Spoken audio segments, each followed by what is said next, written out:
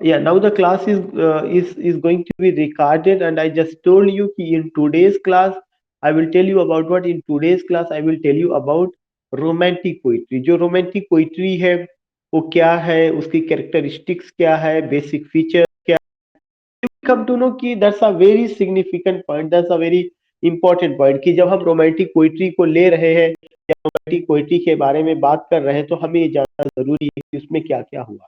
So before taking romantic poetry, just I want to tell you कि whenever you talk about romantic poetry, then remember that कि that particular age means romantic, it is known as the golden age of poetry.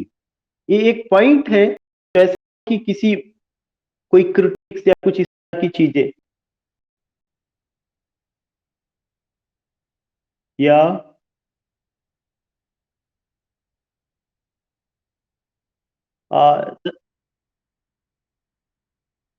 okay, it means that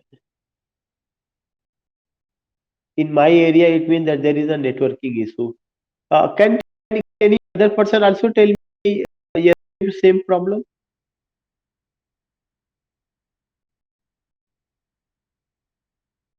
Ice is breaking, it means that there is a issue in my area. तो just I want to से कि मैं कोशिश कर लेता हूँ कि अगर मैं वीडियो को म्यूट करके मैं देखता हूँ कि अगर व्हाइट बोर्ड शेयर करके, अगर मैं व्हाइट बोर्ड को शेयर करके अगर मैं आपसे बात कर सकूं तो कम से कम मैं सुबह में नेटवर्क सही रहेगा तो मैं उधर लाइव आ जाऊंगा. जी जी जी, कम से कम क्लास का लुक. जी.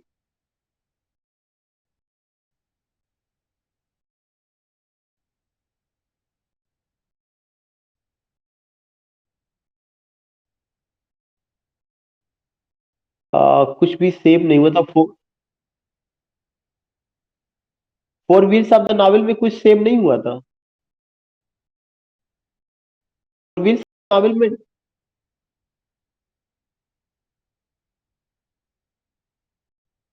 Doctor Sam. हाँ हाँ. Doctor Samuel Johnson. Okay. Now अभी आपको आवाज मेरी कैसे, are you getting my voice? अभी भी ब्रेक हो रही. ओके.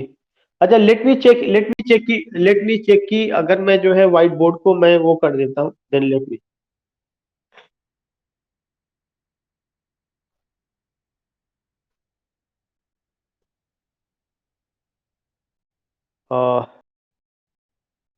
या just I want to getting my voice this, getting.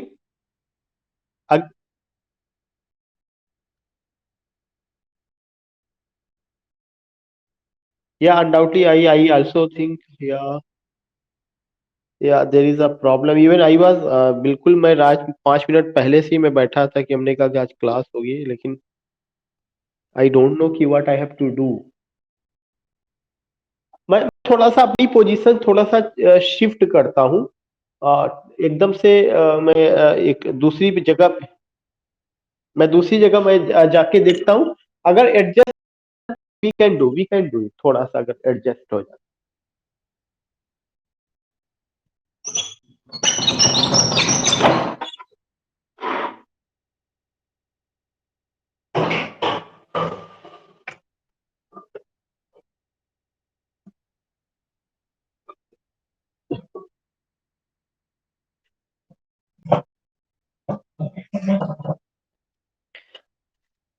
या just I want to know, are you getting my voice?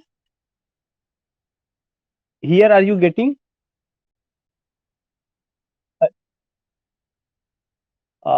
इसका मतलब यहाँ पे आवाज आ रही मेरी. Okay okay, now you are getting. So just I want to know कि in today's class we are talking about what.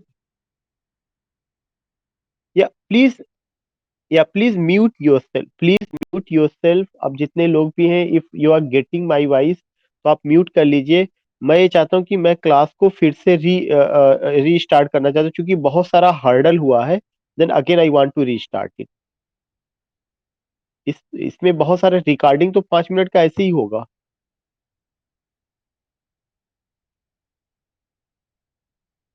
My voice without delaying. I'm recording class, sharing with you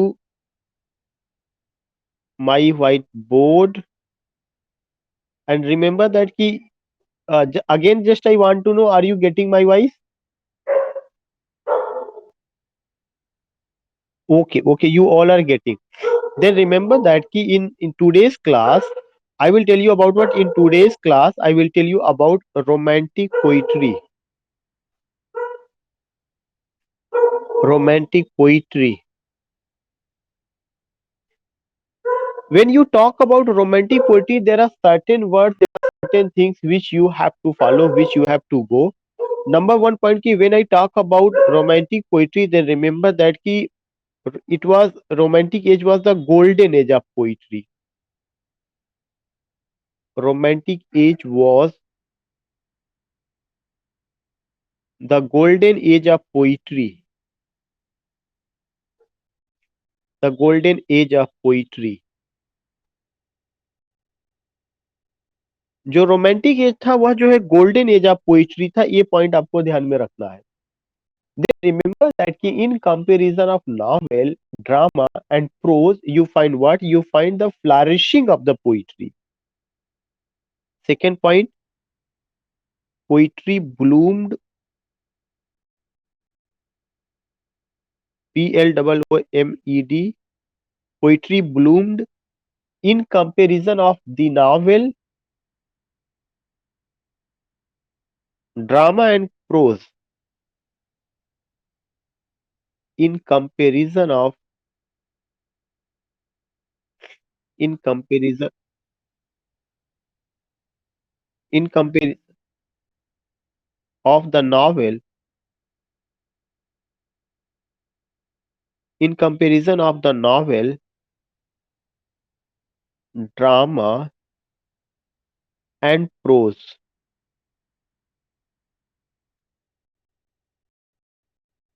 So you will come to know second important point, in comparison of the novel, drama and prose, what do you find? You find the blooming of poetry. आप देखते हैं कि poetry का blooming होता है.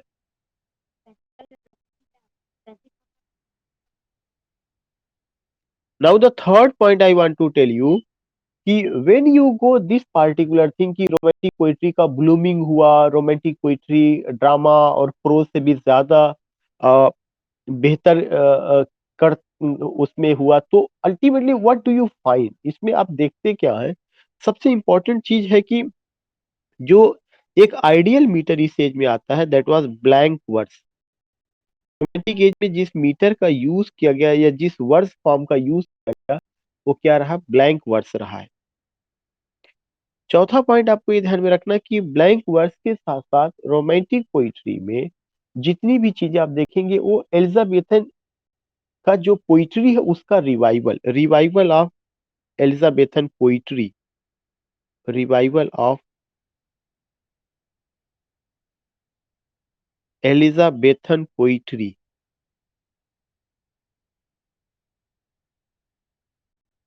Especially Spencer, Milton and William Shakespeare, you can just see the impact of these writers. यहाँ पर इन writers का इम्पैक्ट देखा जा सकता है. तो रिवाइवल ऑफ एलिजाबेथन पोइट्री, जो एलिजाबेथन पोइट्री में जो भी चीजें रही हैं वो सारी चीजें आप देखते हैं. पांचवा point, you find what you find here, humanism, liberalism, liberalism, cult of beauty,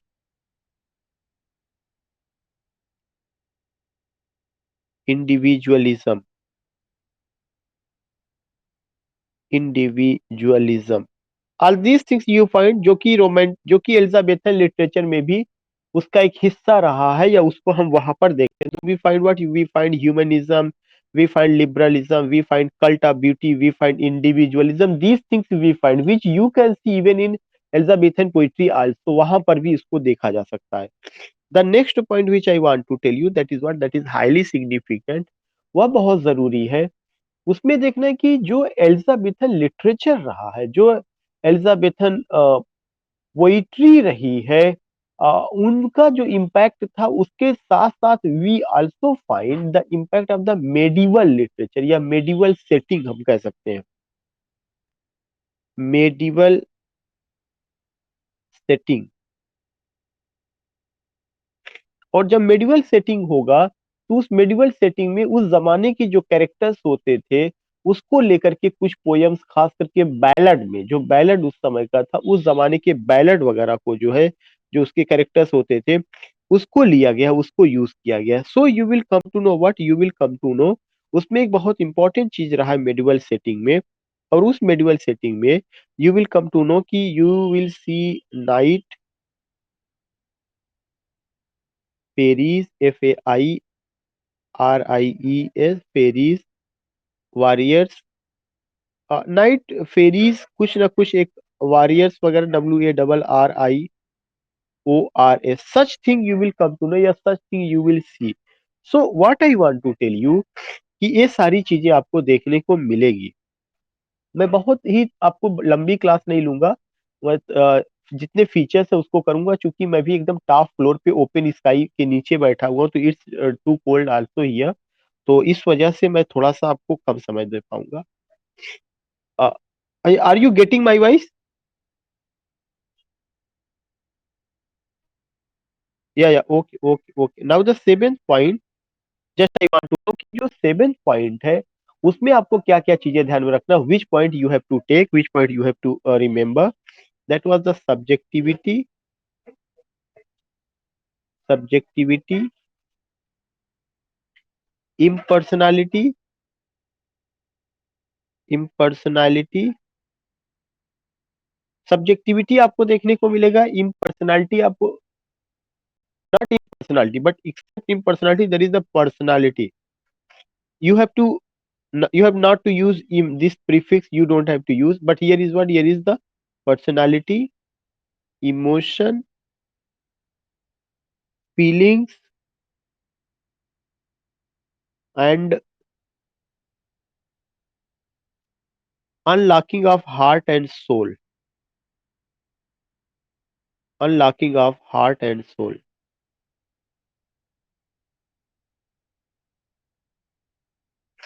So you will get these things, कि ये भी चीजें आपको देखने को मिलेगी, unlocking of heart and soul, subjectivity, personality, emotion, feelings। आठवां पॉइंट आपको जो ध्यान में रखना है कि शॉर्ट पोयम्स। ये सारी बातें मैंने पहले भी आपको बताया था कि इस तरह की चीजें आपको देखने को मिलेगी, short poems. Ninth point, country side beauty, country side beauty. Tenth point, worshipping of nature, not human nature but that worshipping of, worshipping of nature. 11th point, beauty was admired, beauty was admired. Minor objects of nature, minor objects of nature were highlighted. तो आप ये देखेंगे कि 9th point है, country side beauty है, जो poetry कभी राजघराने में थी, वो राजघराने से निकलकर शहर की गलियों से निकल करके गांव के एक तरह से कहा जाए कि ओपन फील्ड में नजर आता है। तो एक ये पॉइंट रहा है, जो क्या था कि कंट्री साइड ब्यूटी। दूसरा पॉइंट मैंने आपको बताया कि वर्शिपिंग ऑफ नेचर। तीसरा 11th पॉइंट मैंने आपको बताया कि ब्यूटी वाज एडमायर्ड, और minor objects of nature were highlighted, minor objects of nature were highlighted, highlighted।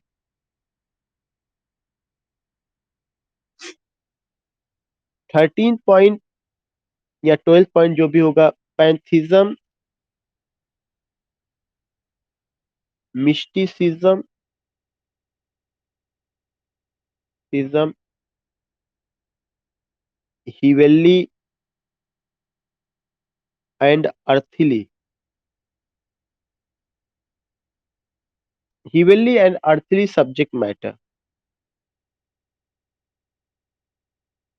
So you will come to know कि heavenly और earthly subject matter को लिया गया, पैंथिज्म का यूज किया गया, मिस्टिसिज्म का यूज किया गया, heavenly and earthly subject matter भी कहीं ना कहीं बहुत ज्यादा हाईलाइट किया जाता है, या इस तरह की चीजों को, जैसे मैंने बताया odd on the intimation of immortality. Short lyrics के में ज्यादातर क्या चीजें रही हैं, सोनेट रहा है, बैलेट रहा है, ओड रहा है, एलजी रहा है, ज्यादातर इन चीजों को। ड्रामेटिक मोनोलॉग आपको देखने को नहीं मिलेगा, या ऐसा जैसा कि मॉक एपिक का कॉन्सेप्ट नहीं मिलेगा, जो आप जो है न्यू क्लासिकल एज में या अगस्टन एज में देखते हैं। तो जो बड़े नाम है जिसमें नेचुरल कॉन्सेप्ट ऑफ और super natural concept of poetry जो रहा है, नेचुरल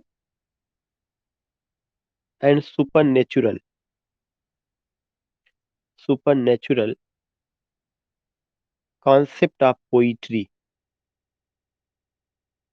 कॉन्सेप्ट ऑफ पोइट्री, ये चीजें आपको देखनी, ये दो ब्रांचेस आपको लिरिकल बैलाड में जो आज भी मैंने डिस्कस किया था वहां पर, वो चीजें आपको देखने को मिलेगी।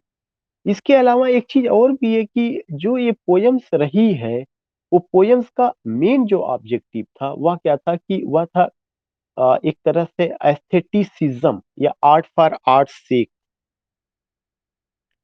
एस्थेटिसिज्म, AESTHETICIS, मतलब poetry lyrical, purely lyrical poems we find.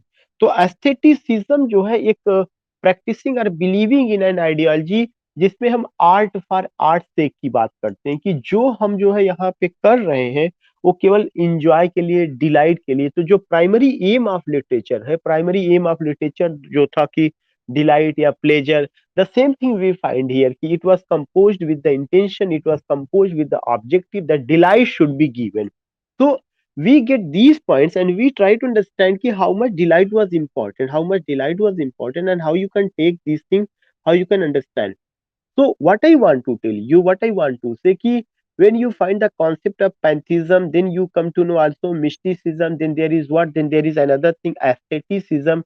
So these things you have to remember. Mysticism में मैंने आपको बताया था कि to believe in unbelievable things, pantheism जो है आपका God is object, object is God, and the same thing you find here aestheticism, कि practicing or believing in an ideology which objective is art for art's sake, कि delight एक purpose उसका है, nothing else at all. So these are the point, these are the things which you have to take, या which you have to here remember. Now the 18th point जो आपको ध्यान में रखना है, कि इसके अलावा आपको you will also come to know कि the impact of Greco Roman art and literature, specially in in in in poetry of John Keats. John Keats की जो पोएम्स है वहां पे आप देख सकते हैं कि impact of Greco Roman art and literature, impact of Greco-Roman art and literature, art and literature. You can just see, you can just find the impact of Greco-Roman art and literature. इसका एक impact हम देख सकते हैं, या इसका एक प्रभाव देखा जा सकता है। Romantic poetry, especially where, especially in the poetry of John Keats, especially in the poetry of John Keats। John Keats की पोइट्री में स्पेशली हम इस चीज को देख सकते हैं। So again I want to tell you कि we have to take these points, remember these points, recall these points again and again, then you will come to know कि how romantic poetry is entirely different, in what way it is entirely different to neo classical poetry. Neo classical poetry में राज घराना है, neo classical poetry में heroic couplet है, new classical poetry artificial थी, वहां पे माइंड का यूज है, सटायर का यूज है, आयरनी का यूज है, विट का यूज है, वहां पे एक city culture you you can just see, you can just find. यहाँ पे कहा क्या है, ओपन फील्ड है, in the lap of nature the things are going to happen. तो ये चीज बहुत इंपॉर्टेंट रहा है। and most of the dead things, yeah, most of the abstract things have been addressed, yeah, they have been personified. These things you will come to know even in Ode to the West Wind and whatever the sonnets have been written, उन सब में आप ये चीज पाएंगे। तो ये चीज देखना बहुत जरूरी है। और एक तो और क्या क्या था कि एक कंपोजिशन ऑफ ओड, ओड का जो है बहुत ज्यादा क्रिएशन हुआ है। तो next point which I want to tell you, that is the 19th point, excessive excessive composition of ode, composition of ode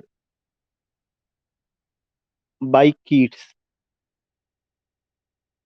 Keats ने काफी हद तक ओड का यूज किया, ओड को कंपोज किया, ओड को उन्होंने लिखा, उस पर उन्होंने की। So these are the point जो आपको ध्यान में रखना है। Last point I want to share with you, that is the 20th point. You will come to know impact of French Revolution, impact of French Revolution, impact of French Revolution, Rousseau and William Godwin. ये नाम हमें ध्यान में रखना है कि इन सब का भी असर हमें रोमांटिक पोइट्री में देखने को मिलता है, डायरेक्टली और indirectly they also influence. So we find what, so we find the impact of the French revolution, Rousseau and William Godwin. So these are the points, these are the things which we have to take, yeah, which we have to follow. So these 20 points you have to memorize, you have to recall, you have to just store in your memory, और इससे आपको समझ में आ जाएगा। सो I just want to से only one thing कि you can just make a chart कि कहाँ कहाँ से चीजें आपको ये चीजें रही हैं। नेक्स्ट पॉइंट जो आपको बताना चाहते हैं कि जो इम्पोर्टेंट पोएट्स रहे हैं उसमें आपके आज भी बात की गई थी, W W Robert Sade,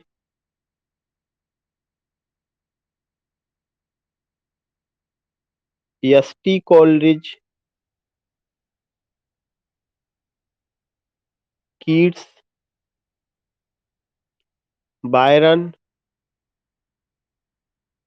and P B. Shelley, P B. Shelley. इन सबके क्रिएशन में आपको ये चीजें देखने को मिलेंगी। You will come to know कि लगभग इन सबके क्रिएशन में ये चीजें मिलेंगी।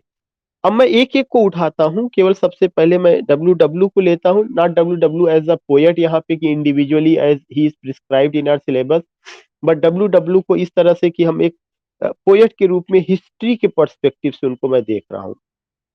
William Wordsworth. जितनी सारी बातें हुई हैं वो सारी चीजें यहाँ पे दिखाई पड़ेंगी। हाई प्रीस्ट ऑफ नेचर, इनको एक पॉइंट है, high high priest of nature, nature. दूसरा true worshipper of nature, true worshipper, WOR SHIPPER, true worshipper of nature. तीसरा point you will come to know कि हाई प्रीस्ट ऑफ नेचर एक point रहा है, दूसरा पॉइंट आपका क्या रहा, ट्रू वर्शिपर ऑफ नेचर रहा है। And now the third point which I want to tell you, that is what कि except true worshipper of nature, you will come to know some other points which I want to share with you. That is what that's very important. True worshipper of nature, high priest of nature, uh, nature as guide, nature as guide, guardian, caretaker, nature as guide, guardian, caretaker, and nurse. This is another important point which you have to take, yeah, which you should try to understand ki how you can assume these things ki in what way he has presented nature and how does he see nature. Nature for him, what nature for him is as guide, guardian, caretaker। And दूसरा चीज उन्होंने बताया कि nature is the epitome, nature is what? Nature is the epitome, epitome, epitome of calm, balm, peace and tranquillity. शांति सबसे ज्यादा आप देखेंगे कि in the life of nature and tranquillity. All these things, whether you take any poem, minor poem, major poem, the prelude, ode on the intimations of immortality, Tintin Abbey, any poem, whatever the poem you take, Daffodil, the Solitary Reaper, उन सब में लगभग यही concept आपका है. Next point, natural objects have been used to understand the significance of nature.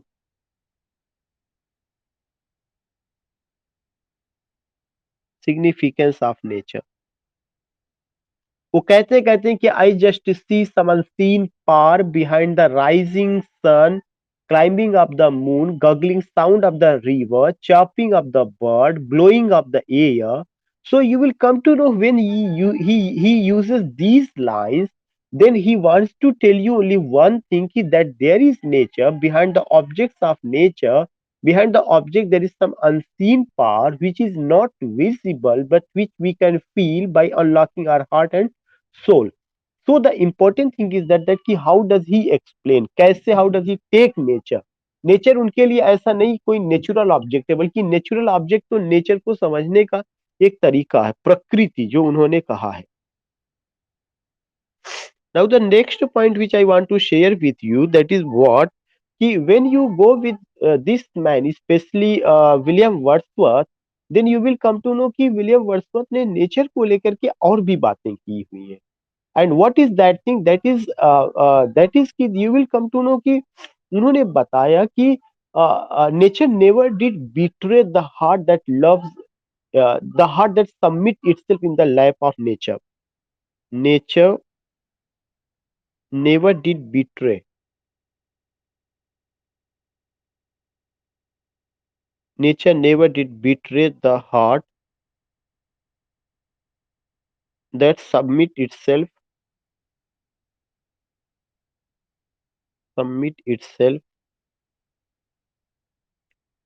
in the lap of nature.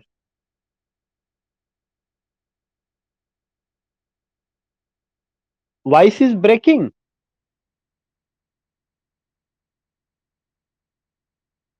Okay, if okay, I will take only 5 minutes, तो मैं कम से कम सारे पोएट्स कंप्लीट कर दूं कि क्या क्या रहा. Nature never did betray the heart that submit itself in the life of nature. This is the philosophy of William Wordsworth, जो which you can just see. और दूसरा सबसे बड़ा चीज है कि विलियम वर्ड्सवर्थ की पोइट्री में we find democratic spirit,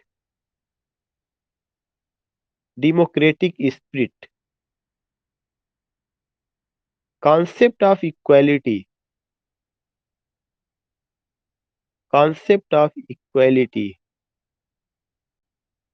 fraternity, love, kindness, generosity. William Wordsworth की पोइट्री का the basic characteristic which you will take या which you will assimilate, that is what concept of equality, fraternity, love, kindness and generosity. That is the another point which you have to take. In what way he has presented nature. Yeah, all these things we find it, and this is why he writes about daffodil, he writes about cuckoo, he writes about the solitary reaper, he writes about, you will come to know so many minor objects which have been ignored, which have not been taken during your classical age. So he doesn't talk about human race, falling of Adam and Eve, such a issue, such a problem he has not taken. Even in the prelude, whatever he has taken, that is man, nature, और उनका खुद society का, all these things you will come to know. But as far as matter is concerned, the minor poems, the sonnet, whatever you will take, you will find कि ये सब बहुत अच्छे ढंग से उन्होंने बताया, fraternity, love, kindness, generosity, all these things you will get. So these are the very important points which you have to take. Now the next point, and that will be the last point, इनका कि उनके अपने poem में जो एक important चीज आता है, वह चीज ये कि there is a relationship between man and nature. I think that is the 10th point. Relationship, RELATIONSHIP, relationship between man and nature. Man and nature. These things you will come to know, उन्होंने अपनी हर poem में बताया हुआ है. You will come to know कि these things चाहे daffodil हो, odd on the intimations of immortality हो, whatever, सब कुछ में उन्होंने बताया हुआ है.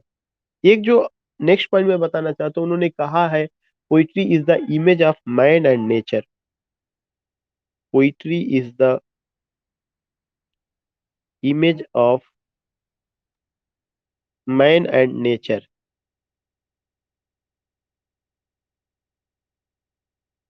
These things you will come. Here I will not write any poem. Already you know कि बहुत सारा poem आपको याद भी है.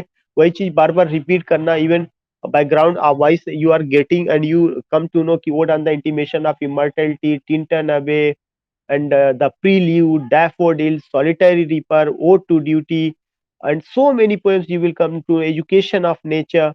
All these poems you will find these things. So I don't I don't think that there is any need to rewrite these poems या to write these poems. So ये चीज आपको ध्यान में रखना है. Now take another poet, that is S.T. Coleridge. S.T. Coleridge जो है, दो तीन पॉइंट ही आपको लेना है. एक तो opium eater,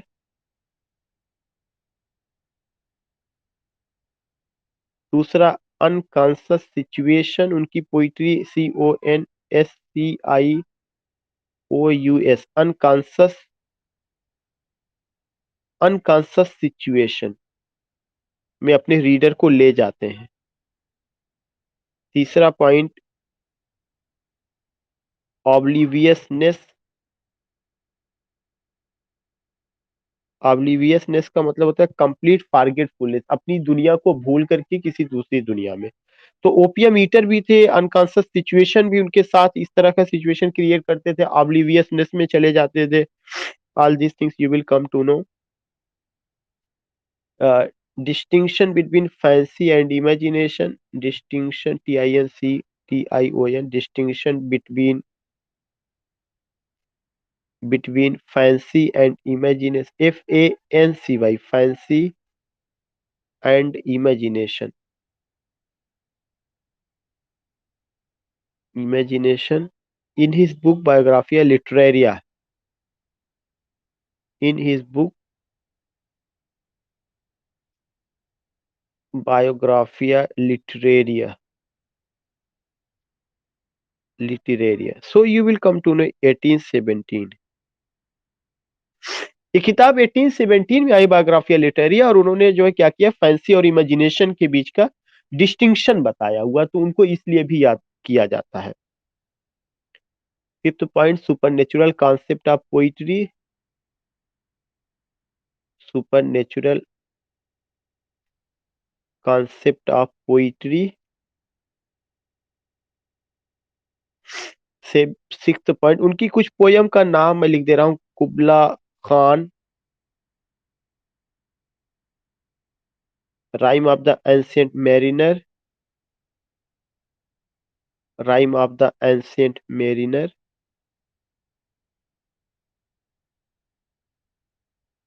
and Kubla Khan मैंने लिखा है, rime of the ancient mariner मैंने लिखा हुआ है. क्रिस्टेबल भी एक उनका पोयम था, Christabel. And other poems you will also find कि और भी पोएम्स रहा है विच यू विल गो या विच यू विल टेक. ये तो एट अ ग्लांस में we are taking what we are taking poetry of romantic age, उस पे हम लोग बात कर रहे हैं. Now come on P B Shelley. पहला चीज तो revolutionary poet, revolutionary, LUTIONARY, revolutionary poet. दूसरा पॉइंट की opposed the established social norms, the established social norm, जो भी सोशल नॉर्म्स था उसको बहुत ज्यादा वो विश्वास नहीं करते थे कि हम इसे फॉलो करें, बल्कि एकदम फ्री। रूसो का बहुत इम्पैक्ट इनके ऊपर था। तो रिवोल्यूशनरी पोएट थे, oppose the established social norms. उनको इसीलिए जो है कॉलेज से भी निकाल दिया गया था। He was exiled from university. Third point, exiled from university, university for writing a pamphlet, necessity of atheism, NECESSITY, necessity of atheism, ETHEISM, necessity of atheism. एक पैम्फलेट उन्होंने लिखा था जिसमें उन्होंने बताया कि नास्तिकवाद क्यों होना जरूरी है, नास्तिकता क्यों जरूरी। This is why he was exiled from his university. और बहुत सारा हॉट टॉक इनका प्रोफेसरों से हुआ था। तो एक नई तरह की एजुकेशन वो चाहते थे और कहते थे कि what is the need of professors university, we should be live in the lap of nature, we should get education through nature, so many natural objects are there, so that life we should pass, why there is any restriction, क्यों restriction है, इस तरह की चीजों को लेकर के वो बात करते थे। चौथा पॉइंट अगर आप देखेंगे कि best lyricist of English literature, best lyricist of English literature,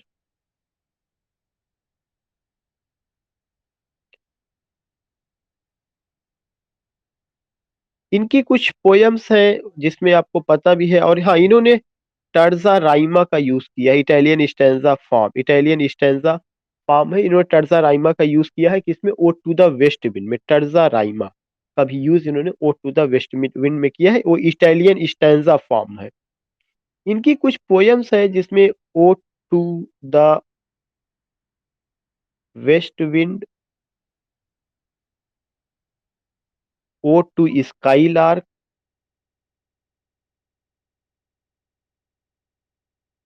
आपको ये भी पता है कि इसमें ode to the west wind में उनकी एक बहुत इंपॉर्टेंट लाइन है, इफ विंटर कम्स तो shall spring be far behind. अक्सर करके ये पूछा जाता है। वो lift me as a wave, as a cloud, whatever the word you would like to get here, मतलब these are the words which are mentioned here.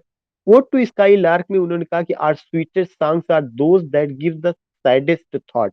कुछ इस तरह की इंपॉर्टेंट लाइंस हैं जो कि आपको मिलेगी या जो आप देखेंगे, चूंकि ये सब जो है पीजीटी में है ही है, तो एक बार उनका नंबर वहां पे लगेगा। इसलिए मैं केवल बेसिक बातें हिस्ट्री के पर्सपेक्टिव से आपको बता रहा हूँ।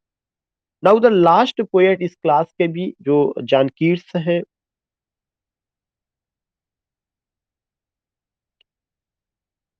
King of ode, sensuous poet,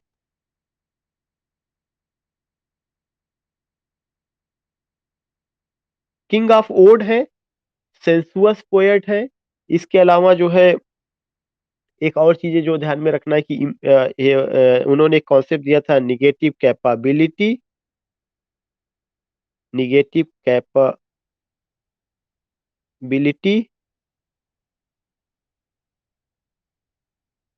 next point है ईगो, इगोटिस्टिज्म, ईगो इगोटिस्टिक नेचर, इगोटिस्टिक नेचर उन्होंने लेकर के विलियम वर्ड्सवर्थ को लेकर के कुछ ये बात कहा हुआ था। इगोटिस्टिक नेचर या इगोटिज्म समथिंग ऐसे ही करके उनका था एक कॉन्सेप्ट, उन्होंने ये भी दिया हुआ है। नेक्स्ट पॉइंट जो आपको ध्यान में रखना है कि poet of beauty, poet of beauty, इनकी पोयम में ज्यादातर ग्रीक एंड मेडिवल सेटिंग आपको मिलेगा। और ये बताने की जरूरत नहीं यहाँ पर कि उन्होंने बहुत सारी ओड्स और पोयम लिखे, जिसमें लव डेम सांस मर्सी है, जिसमें एक नाइट और एक फेरी का अफेयर है। उसके अलावा ओड का तो कोई बात ही नहीं है। ओड टू साइकी है, ओड टू आटम है, ओड टू नाइटिंगल है, एंड ओड टू मेलंकली है। These odds you will find, falling of Hyperion, these things you will find, these things you will get. So what I want to say कि whenever you get या whenever you find these things, then you can just understand कि हाँ ये सारी चीजें रही है। सो I think कि नाउ आई हैव कवर्ड कि रोमांटिक पोइट्री खासकर फोर पोएट्स को लेकर के आई हैव टोल्ड यू कि how you can get these four poets and how you can understand in what way these four poets are important.